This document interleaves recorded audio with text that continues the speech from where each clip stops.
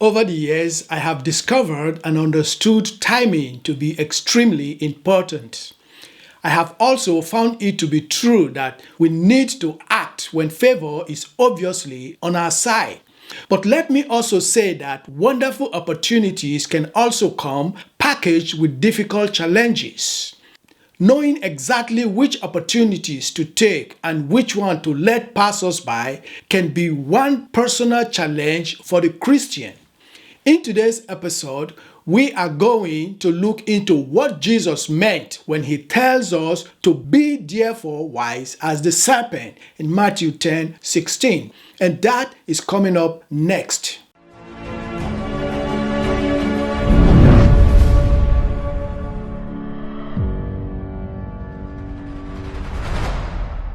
Hi everyone, my name is Nashy Uhuru. Welcome to the Uhuru Report.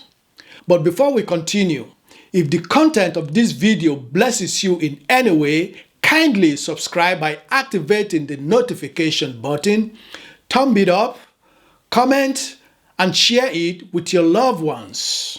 With that being said, let's get into this. One day in my quiet time, I heard the Lord said to me, Nash, if you're going to survive fulfilling your endeavor, I have to learn to think like a snake. At first, these words caught me off guard, but immediately Matthew 10:16 came to my mind. Behold, I send you forth as sheep in the midst of wolves. Be ye therefore wise as serpents. In this verse, Jesus exalts his disciples as he is exalting us today to be as wise as the serpent. The word wise is the Greek word pronymos, which means prudent, careful, cunning, discerning, thoughtful, intelligent, or sensible. This word perfectly depicts the behavior and actions of snakes.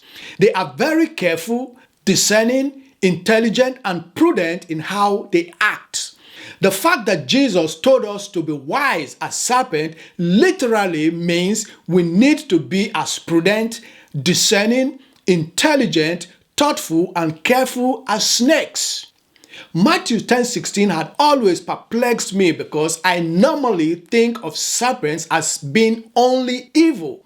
There is obviously something Jesus wanted us to learn from the behavior of these creatures. So I took the time to meditate this subject, and I finally understood why Jesus used this example and how it applies to all of us regarding our families, businesses, ministry, or any opportunity God places before us in life. Now, if you are a little skeptical about serpents or snakes, don't miss the full impact of what Jesus was telling us in Matthew 10:16. After all, he is the one who chose to use a serpent to make his point. So, let's consider the behavior of serpent for a moment and see how this relates to us being wise in the way we live our lives, our conduct, our ministry, or our businesses. First, when serpents move into a new territory, they don't announce their presence. Instead, they lay low, stay quiet, and blend into the environment. In fact, you can walk right past a snake and not even realize it because they have the ability to be nearly invisible. They are designed to be camouflaged.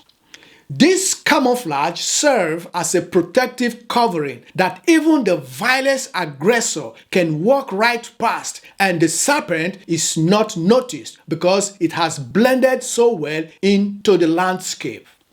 That camouflage gives the serpent latitude to move about freely as it finds its way around the new territory.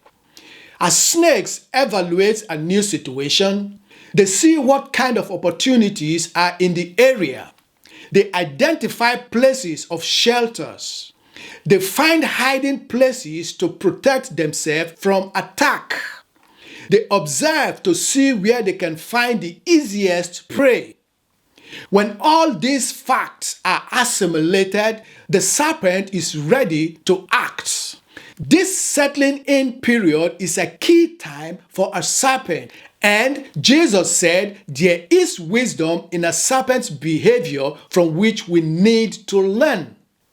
Now, when God calls us to do something new, or to move to a new territory, or seize a divine opportunity, it is wisdom for us to move carefully and slowly into that new phase of our life. A common mistake is to act too fast. Acting hastily before all the facts are gathered and assimilated can lead us to make erroneous decisions. In fact, one serious mistake can cause us to lose an opportunity altogether. It is better to lay low, stay quiet, and blend into the environment for a while, learning from the sights and the facts observed. It is very unwise and a waste of resources, of money and time to start fantastic project without first understanding the challenges, risks, and dangers. Many Christians have been hurt because of someone getting in a hurry and acting too quickly, even though they were trying to take ground for the kingdom of God in a land they knew nothing about. In reality, it is utter foolishness to start such fantastic project without first understanding the challenges, risks, and the dangers. Moving slowly might take more time initially, but in the end, such a strategy would produce more stable and lasting results. The choice to move slow and steady, gathering all the facts needed, analyzing the accumulated information, seeking the Lord in prayer, and listening for what He might have to say to us through those facts can save us from a lot of headache. God is a strategic planner who delights in giving us the wisdom we need in whatever venture we are undertaking for Him. Our part is to move forward by His grace and according to His guidance. And as we do, we will be well able to secure the victory He planned for us in that new territory and season. So, take your time and be sure of the actions you take before you act. That is it for today, my friends. Till we meet again in our next episode for part 2 of this exhortation. It is well.